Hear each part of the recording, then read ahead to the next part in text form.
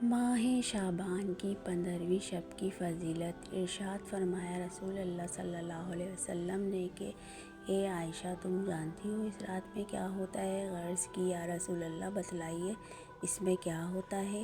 آپ صلی اللہ علیہ وسلم نے فرمایا، اس رات میں یہ ہوتا ہے کہ آدم علیہ السلام کی اولاد میں سے جو شخص اس سال پیدا ہوگا اور جو اس سال میں مرے گا، اس کا مرنا اور پیدا ہونا لکھا جاتا ہے، اور جو فرشتے ان کاموں پر مقرر ہیں ان کو اطلاع دی جاتی ہے، اور جتنا جتنا رزق مخلوق کو اس سال ملے گا سب لکھا جاتا ہے۔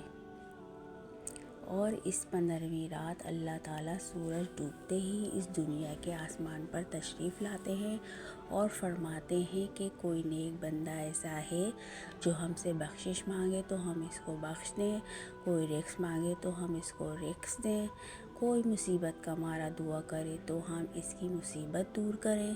اسی طرح صبح ہونے تک ارشاد فرماتے ہیں،